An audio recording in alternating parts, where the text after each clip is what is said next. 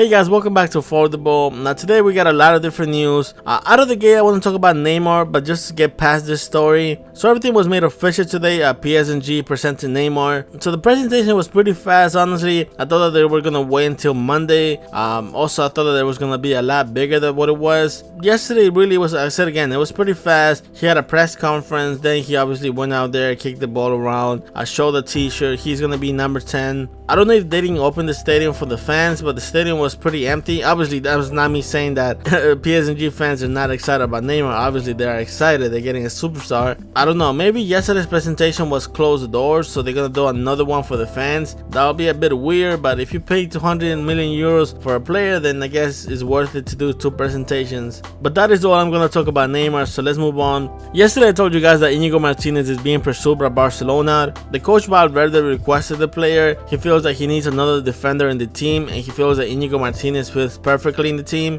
Now yesterday I told you guys that Barcelona will have to pay the buyout clause for Martínez that is set at 32 million euros, which is honestly a fair price. I mean, with how the market is going, everything seems to be going over 100 million euros. So 32 million euros for a solid defender is honestly a really good deal. Also now Sport is reporting that Íñigo Martínez can give that okay to join Barcelona, that he's actually happy about joining the club. So everything seems to be going a lot faster in this move. I feel like by next week Íñigo Martínez might be officially a Barcelona player. And like I told you guys yesterday, for me Íñigo Martínez is the perfect move for Barcelona. I know that because Neymar left, everybody's looking for what forward Barcelona is going to go get, and obviously they're going to do that, but I still feel that Barcelona first needed to fix the defense. I mean, that defense needed another player for maybe 5 years now. I know that Umtiti was a fresh player that they added, but I still feel that sometimes he shows his inexperience in some games, and I think that that is what Íñigo Martínez is going to give the team. He's someone that is a solid player. He's already 26, so he still has some youth, but obviously he has some experience already as well. Honestly, I wouldn't be surprised if Íñigo Martínez becomes the starter in Barcelona. I feel like he has the talent for it, and the coach Valverde also seems to trust him as well.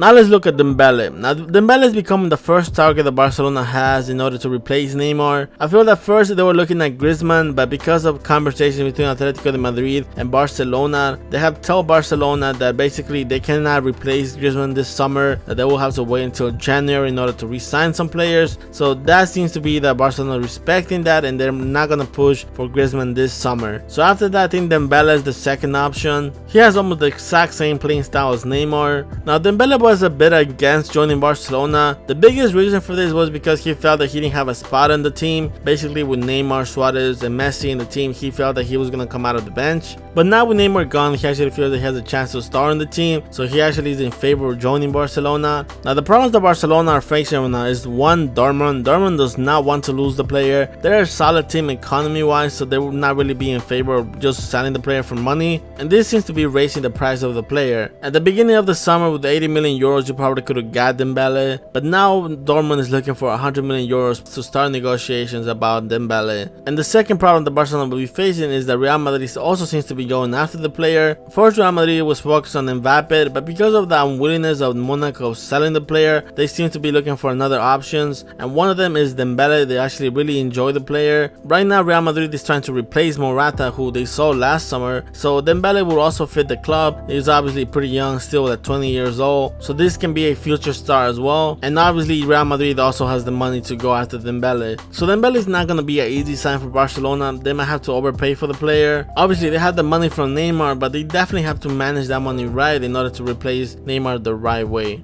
Now that I mentioned him, let's talk about Mbappe. Now, Real Madrid is pursuing Mbappe the most. There are some reports of a conversation between Real Madrid and Mbappe and his dad, where he shares his willingness of leaving Monaco and also joining Real Madrid. But the problem is Monaco. Now, Monaco is not against selling the player. They just want to get the right amount of money in order to let the player go. And the price that they're looking for is 200 million euros. Now, that's obviously overpricing Mbappe. I mean, he's a good player and he's still pretty young and 18, but he's not a solid superstar yet. He definitely has the talent for it, but paying 200 million euros for him now would be definitely overpaying. And that is really what is stopping Mbappe's move. Right now, Monaco seems to be in a great spot, honestly, because one, they have a young talent that they know even if they keep him this year, next year he's still gonna be pretty young at 19. And if he has another season like he had one last year, that will even raise his price even more. They also know that the more time that they wait, the more desperate another team might become, where if Barcelona cannot find a replacement for Neymar, they might be just willing to just overpay for Mbappe.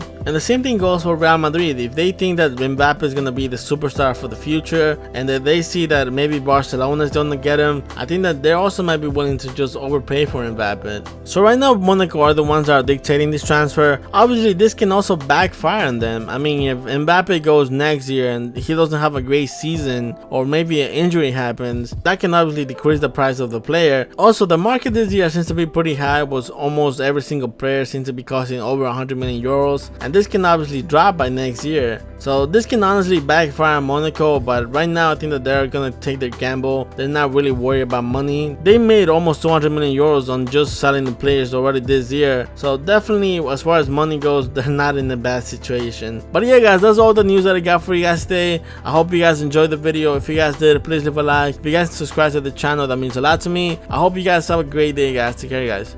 Peace.